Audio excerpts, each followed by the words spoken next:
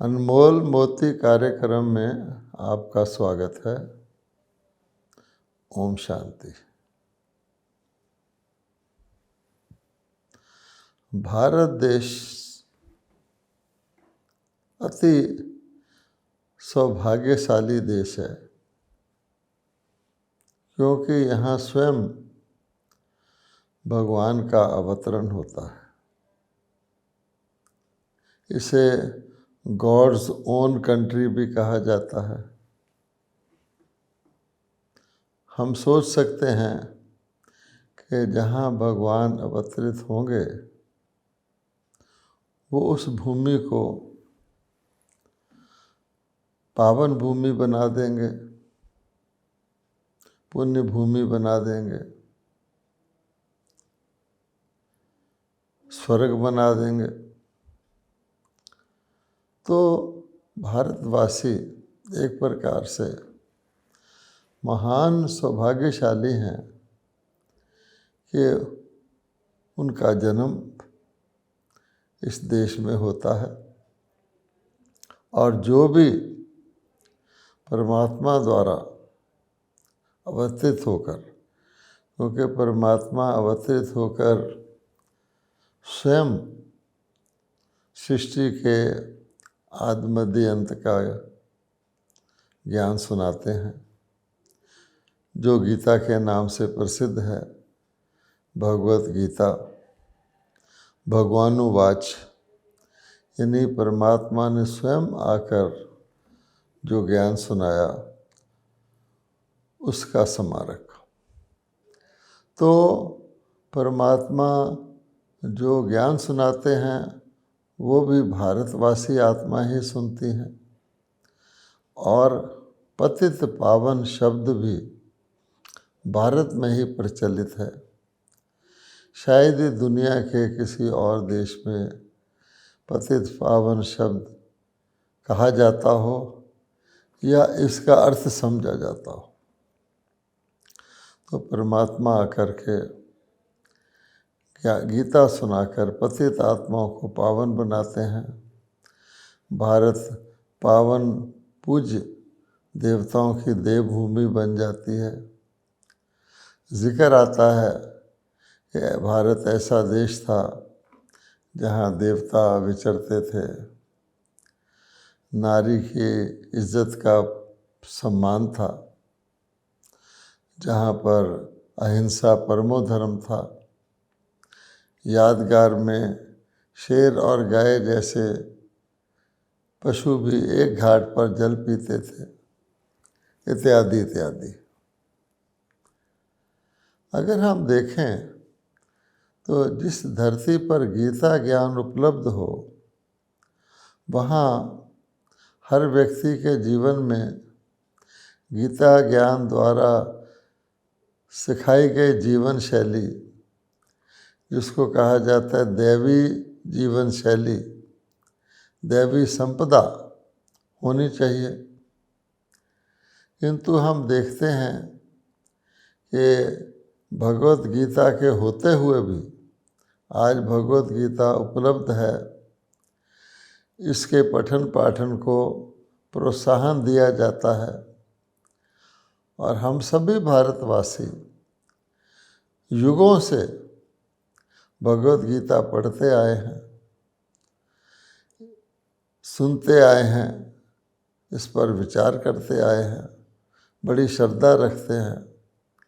फिर भी क्या कारण है कि भगवत गीता जैसे भगवानोवाच के ग्रंथ के होते हुए मनुष्य अन्य ग्रंथ भी पढ़ रहे हैं, उन्हें ज्ञान के लिए, सद्गति के लिए, अपनी इच्छाओं की पूर्ति के लिए अन्य ग्रंथों को पढ़ने की आवश्यकता पड़ती है। और आज तो भारत के अंदर अनेक गुरु, अनेक छोटे छोटे धर्म, मठ, पंथ इत्यादि, और अनेकों शास्त्र, और यहाँ तक कि गीता पर भी कई प्रकार की अनेकों टीका टिप्पणियाँ उपलब्ध हैं, जिन्हें लोग पढ़ते रहते हैं। तो ये सब कुछ होते हुए भी जो सत्य धर्म की स्थापना भगवान ने अवतरित होकर की थी, उसके विपरीत आज अति धर्मग्लानि के सभी लक्षण हम चारों ओर देख रहे हैं।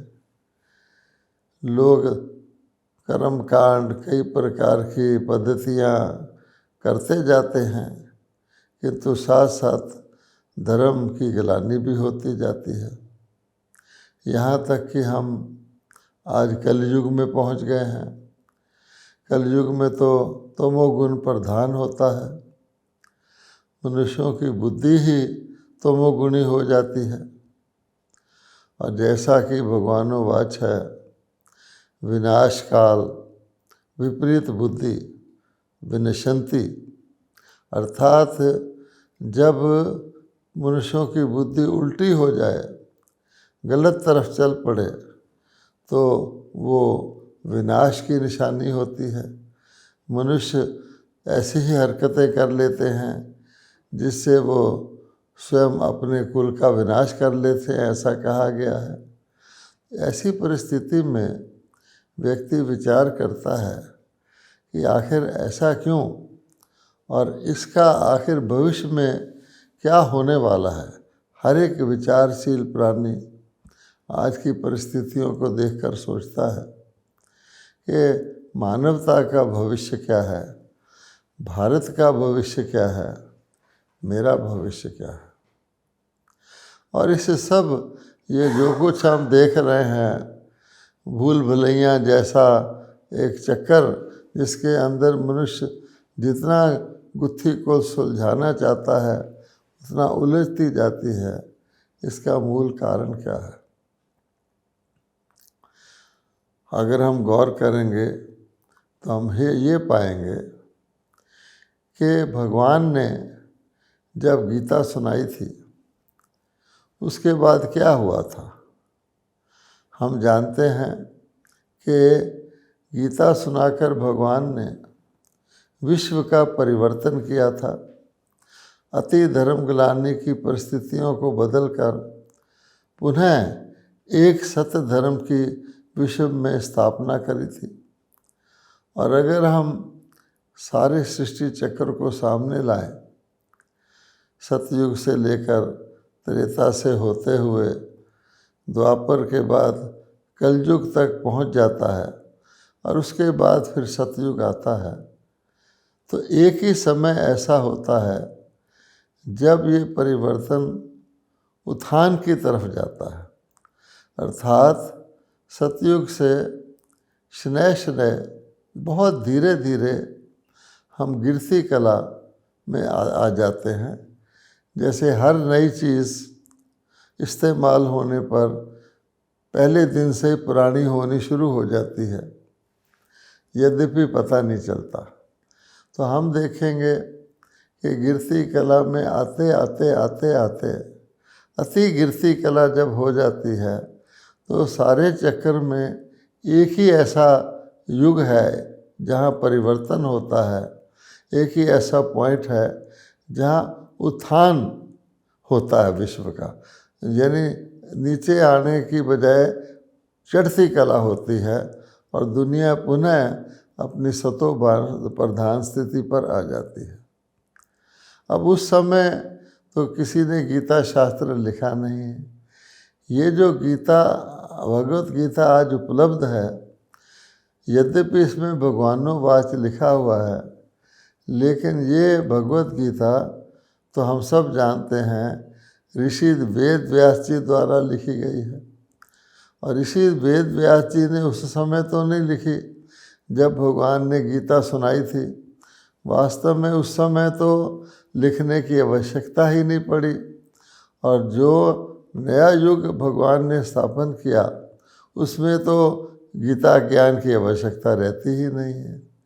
तो ये जो वेद व्यास जी की लिखी हुई गीता है बहुत काल के बाद, इसमें वो बातें मिस हैं जो परमात्मा ने बताई थी, या कुछ बातों का ऐसा अर्थ ले लिया गया है जिसके दो मतलब निकलते हैं, जो स्पष्टता की बजाय व्यक्ति को और उलझन में डालता है।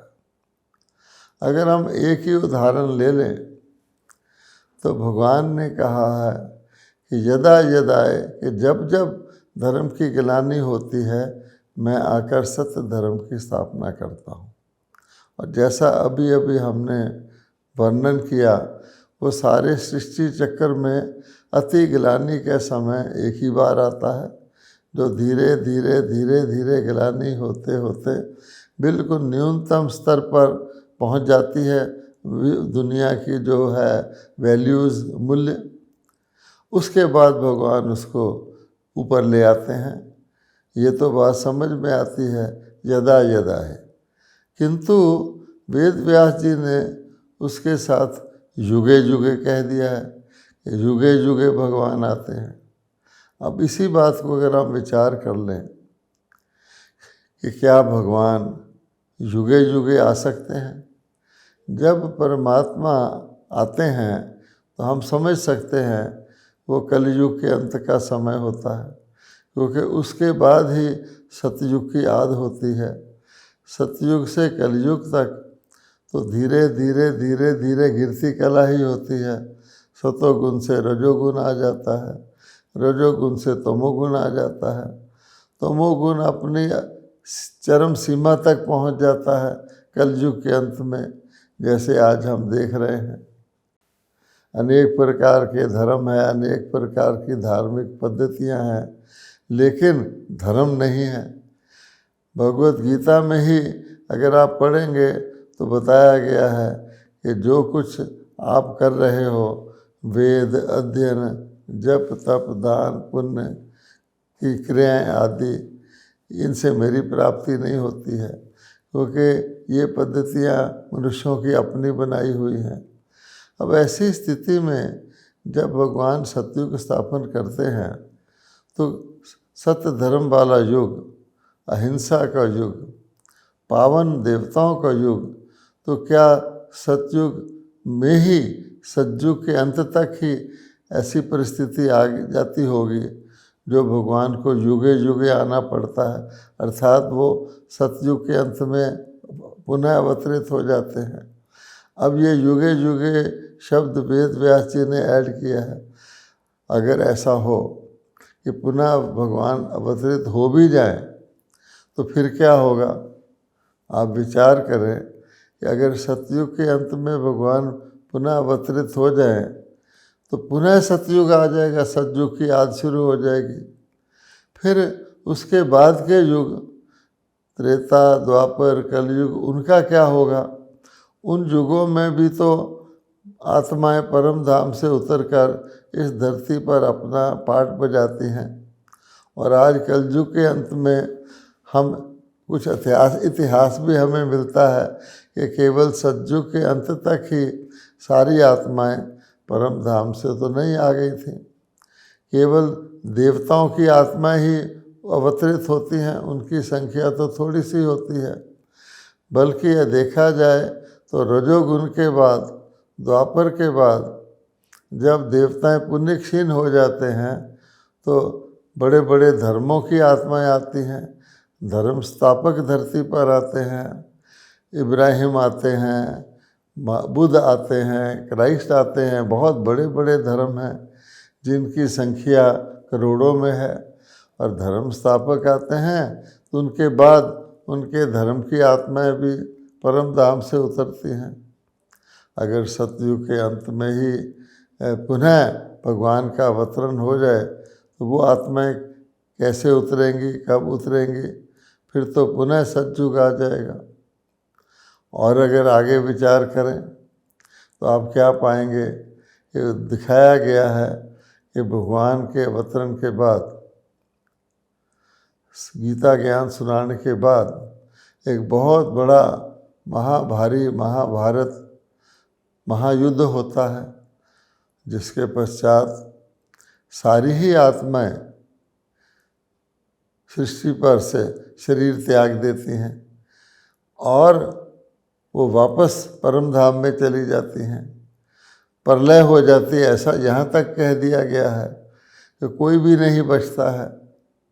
अब हम अगर सोचें, अगर युगे युगे अवतार होता हो तो क्या हर युग में प्रलय होगी? क्या हर युग में प्रलय होना संभव है? वास्तव में तो जब भगवान का अवतार होगा उसके बाद दुनिया पुनः अपनी आदिकाल की सतो प्रधान स्थिति पर पहुंच जाएगी। तो ये बात तो बैठती नहीं है।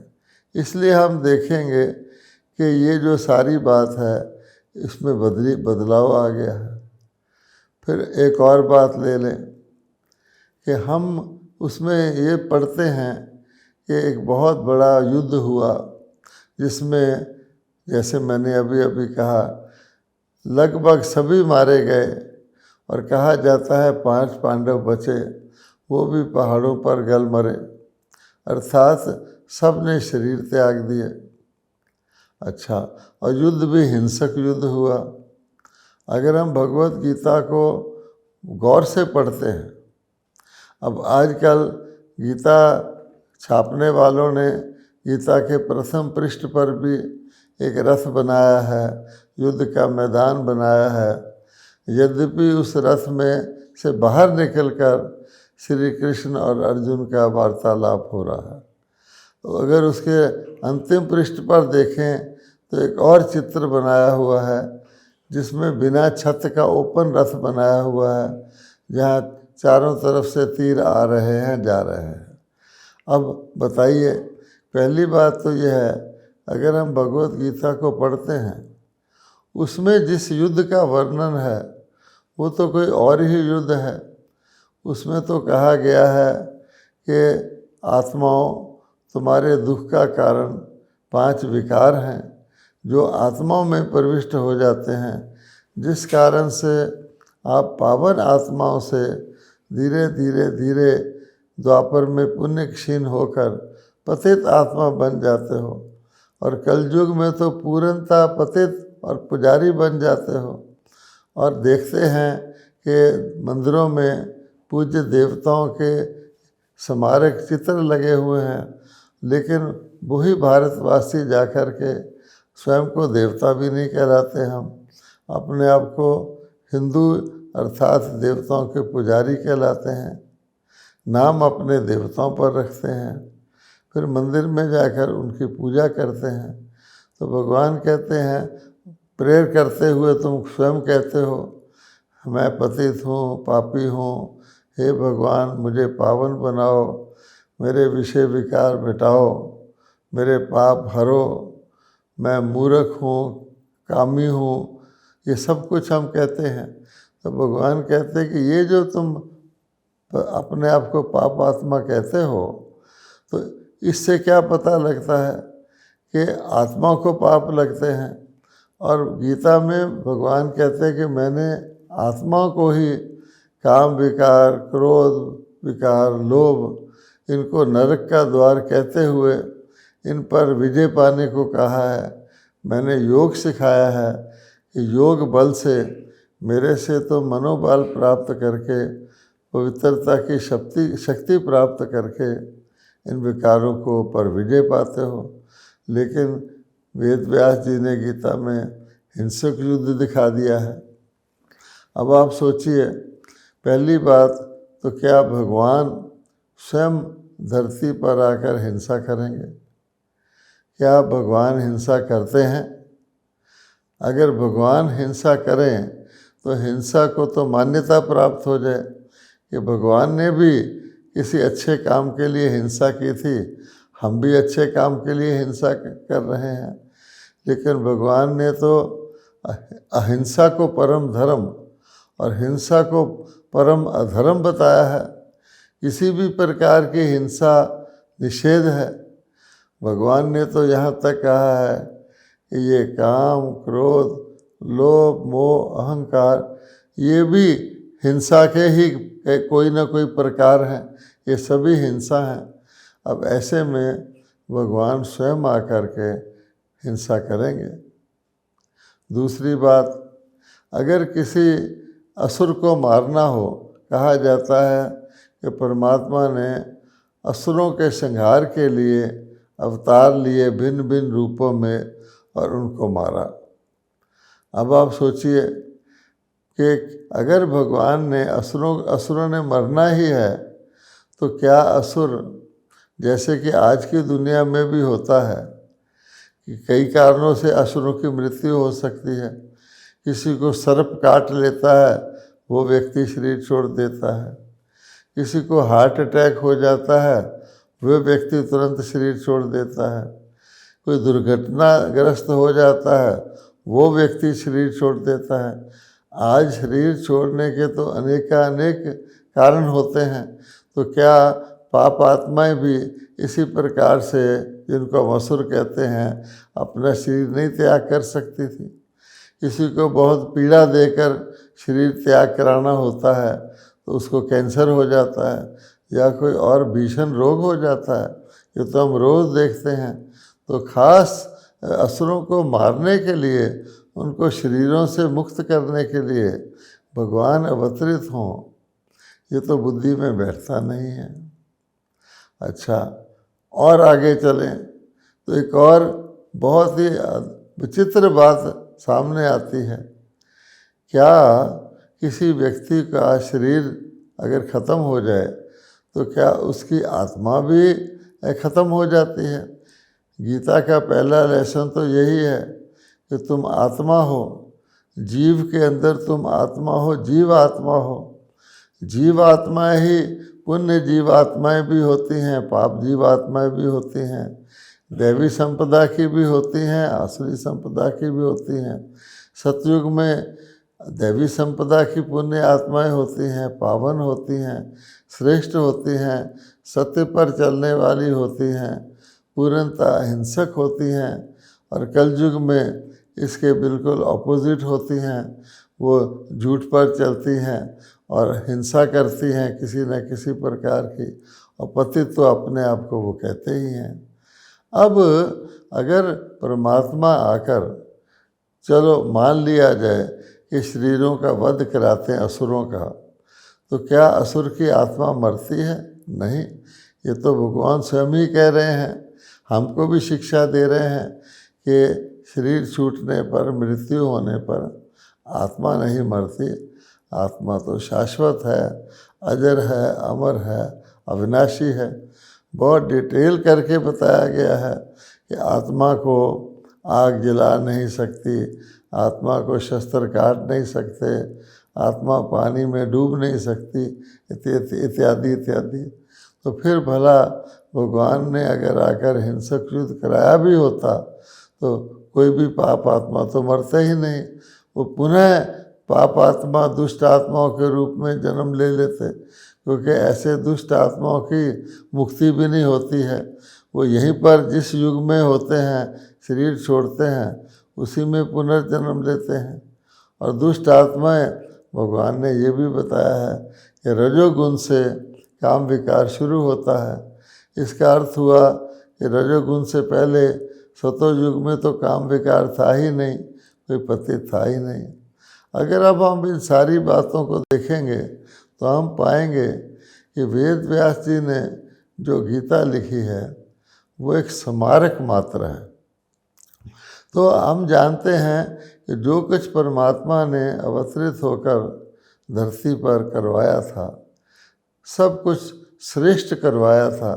श्रेष्ठ सोचना, श्रेष्ठ बोलना, श्रेष्ठ करना, श्रेष्ठ दृष्टि, श्रेष्ठ वृत्ति, शुभ संकल्प, शुभ भावना सिखाई थी, जिसके कारण से हम जानते हैं कि कलयुग में जहाँ शरीर और आत्मा दोनों पतित हो गए थे, उनको परमात्मा ने सतयुग में आत्माओं को भी और शरीरों को भी पावन बनाया था, क्योंकि प्रकृति के सारे तत्व पावन हो गए थे। किंतु बाद में जब द्वापर युग में आते हैं और विकारों की प्रविष्टता होती है, जिसके बाद हम जानते हैं विकर्मी संवत चलता है। विकर्मा जीत का नहीं बल्कि विकर्म करने वालों का चलता है, जो आज चल रहा है। उस समय पर आप गौर फरमाएंगे कि उस समय पर ये भगवत गीता स्मारक के रूप में लिखा जाता है। तो जैसे उस युग के जिस वक़्त परमात्मा ने गीता में कहा हुआ है कि कल्प के आदि में ब्रह्मा जी द्वारा यज्ञ रचकर देवताओं को उन्नत किया जाता है और उनकी वृद्धि होती है, तो जिस युग में वो कार्य कराया था उसका रूप बदलकर आज उसके स्मारक ही मौजूद हैं। मंदिरों में देवी देवताओं की मूर्तियां मौजूद हैं, लोग जाते हैं, भीड़ लगती है, उनके दर्शन करते हैं, अपने आप को हिंदू कहलाते हैं, तो उनको पता नहीं है देवताओं का जीवन क्या है। इसी प्रकार से भगवान ने जो पतित पावन से पावन होने का गीता ज्ञान अमृत दिया था, उसके स्थान पर आज हम पानी की नदियाँ, गंगा यमुना की नदियों के पानी को पतित पावनी कहकर उनमें स्नान करते हैं। ऐसे ही ये भगवत गीता शास्त्र भी एक स्मारक मात्र है। इसलिए नोट करने की बात है कि भगवान ने ये कहा हुआ है कि जब पुनः धर्म ग्लानि होगी, मैं स्वयं आकर के पुनः वही सत्य गीता ज्ञान सुना करके पुनः सतयुग की स्थापना करूँगा, ना कि इस गीता ग्रंथ को पढ़ के कोई सतयुग की स्थापना होती है। इससे तो कलयुग और घोर होता जा रहा है। तो खुशी की बात यह है कि वर्तमान समय वही परिवर्तन का समय आ चुका है और हम ब्रह्मा कुमार कुमारी जो भी बात सुनाते हैं वो स्वयं गीता के भगवान द्वारा पुनः ब्रह्मा के तन में अवतरित होकर जो सुनाई गई सच्ची गीता ज्ञान है उसके आधार पर सुनाते हैं। इस बात पर आप विचार करें कि वर्तमान समय पुनः भगवान से सच्ची गीता सुनने का समय है। ओम शांति।